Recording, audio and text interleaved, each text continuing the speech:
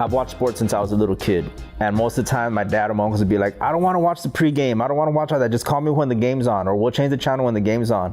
But I always wanted to watch like that real epic thing, little clip they have before the game starts. You know, they're like, the undefeated champion, the up and comer, clash, and it's all these fucking crazy shots, and you know, and it's super dramatic, and you're like, yeah, I can't wait to watch this. That was my shit. I had to watch that every time. You know, so that was like one of the first things that really got me into wanting to make films. And like my parents had a little camcorder, and me and my cousin made like a cowboy and Indian thing one time. And anyway, so seeing the music video thing going on, it kind of like rekindled all of that. I do the whole thing by myself. I shoot the freaking lights, the whole nine, all by myself, and then I edit all by myself too. It's an ass kicker sometimes, bro, to go out there. You've been out in the sun shooting all day. You finally finish everything. You're like, oh, my stuff's all over the place. I still got to go back and pack everything away, you know. But I think that as artists, I think you're touching on it earlier, like you turned away jobs because you're like, nah, that doesn't fit my artistry. But when you want to do it as a living, I think sometimes you have to sacrifice that. As much as it kills you to do it, sometimes you have to pay your bills. I do that sometimes too. I'm like, oh, fuck, I don't want to work with that guy. Or like, damn, another one of those videos, I don't want to do it. You know, because it kills me inside. Like, so I catch myself editing and I'm like, shoot me, please. It's like, I hope the power goes out or something. I have an excuse not to work on this tonight. You know, but you have to, because that's what I decided I wanted to do. You know, it's not always fun and games. You know, it's not all rainbows a lot of times, you know. Sometimes you wake up and you're like, damn, it's Tuesday and I haven't closed a contract for this week, you know. But at the beginning it was even harder, you know, to really let go of that job. But my girl's always been super supportive of what I do. She's believed in me from day one, you know. She saw it from day one. She's like, you know, you're good at that. You should pursue it and go for it. Even just being in school, like, because I was in school and shooting, I was trying to finish school. I was going to school as much as I could, and I would shoot on my off time, so I didn't have a job either. You know what I'm saying? So times would get tight sometimes, you know, but she believed in me. She's like, look, just finish school and just keep doing what you're doing, and we're going to be all right. And, you know, it takes a lot of that support too, you know, because sometimes you do get down on yourself. You're like, damn, this is bullshit. Like, you know, and other people tell you too, like, what are you doing chasing that dream? Like, get yourself a fucking job already. Your dreams ain't going to pay the bill. Your dreams ain't going to put food on the table, da da da da da da da da.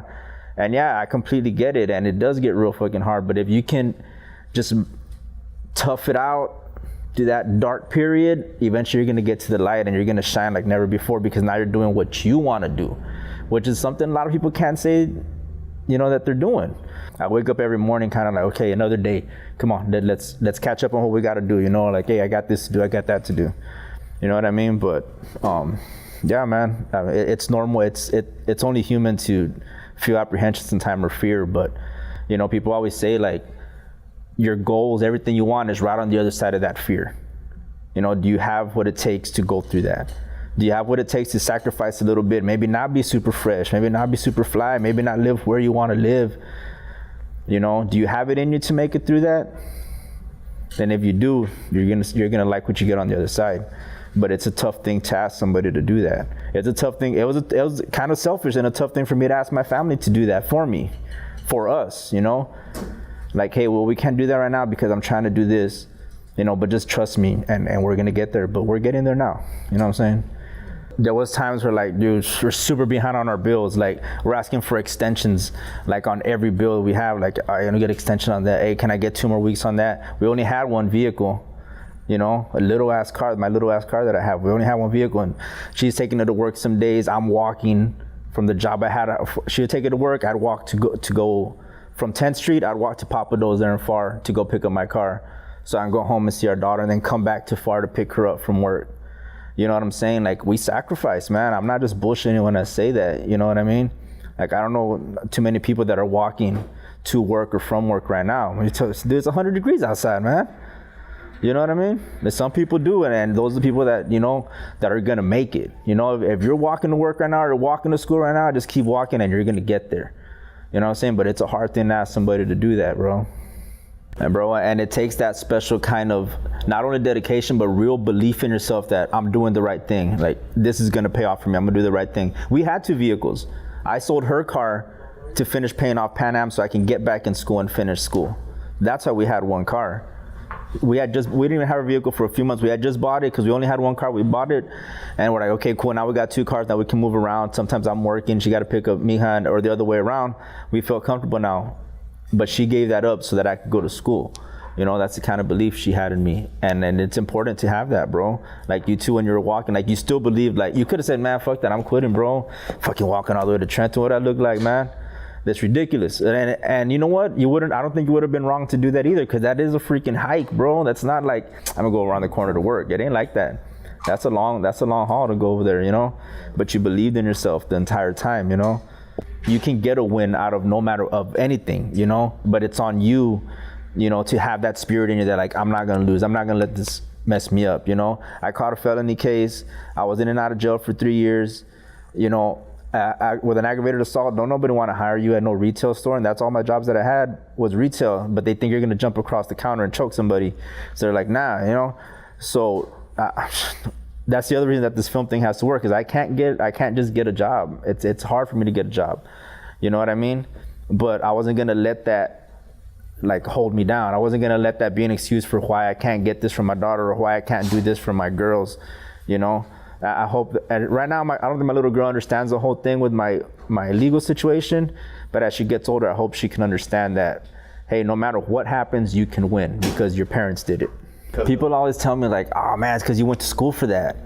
You know, I didn't really learn that much in the classroom. There's certain things that I did pick up that I wouldn't have thought of. What it did, it opened up another door, like with Mr. Tom's lighting stuff, like, fuck that, I didn't really learn no lighting from Mr. Tom, but it opened up some doors to make me want to explore different styles of lighting, you know.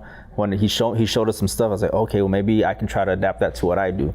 And then really I think it's just where I learned was just repetition, just going out there and shooting crappy music videos, going out there and shooting crappy this and that, you know. You get, there's only one way to get the bugs out, and it's by doing it, you know. Once you feel like you've learned how to do it, then, you know, once you learn the technical aspect and you're strong technically, your artistry can shine through, because all those mess ups, all those screw ups, you've already gotten them out of the way. Now you know how to do it technically sound.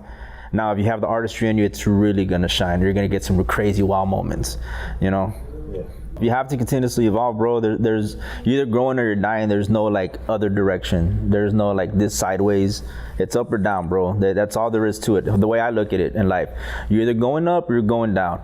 And even if you're just floating in the middle, you're still dying, you know. So if I'm not learning from what I'm doing, if I'm not growing as a professional or as a father or as a husband, then I'm doing something wrong. Or personally, then I'm doing something wrong. You know, like I told you, like I kind of like spent some time fucking around in the streets and doing dumb shit, and I learned a lot from that. Like, yeah, I made a lot of mistakes, and I was probably making some really bad decisions, but like in hindsight, I learned a lot from that. You know, so now I see like some of the younger kids, or, you know, my younger cousins or their little buddies, and I try to tell them like, hey man, like, you know, that maybe you're going down the wrong path, you know, try to learn from me. But they're hard-headed, bro, like I was at that time. They're super hard-headed. They ain't trying to hear that shit, you know. So I was there. I was that kid. I was that dude, that older guy can try to tell him like, hey man, you know, you don't need to be doing that shit. You could do this, you could do that. And I wasn't trying to hear it back then either. I was like, shut up, you old motherfucker. You know what you're talking about, bro? You're old, you don't know, dog. It's the same thing they tell me now. Hey man, you know, eventually I'm gonna be the next guy, and the next guy, you know. I have kind of like role models that I grew up with, like, you know, that man, like my dad. If I can be as financially stable as he is now that he's 60, when I get there, then I think I did all right. You know, he's helped us all out as much as he could. You know what I'm saying? He just took all his grandkids on a freaking cruise, bro. All his grandkids. So he's good. You know what I'm saying? He's lived the full life, coming from being a mohawk, completely broke, to being able to take all his grandkids on a cruise. Come on, man. That's the American dream, dog. If I can get there by the time I'm that age, shit, I won, bro. I'm good. I don't need a mansion. If I can do that, I'm straight.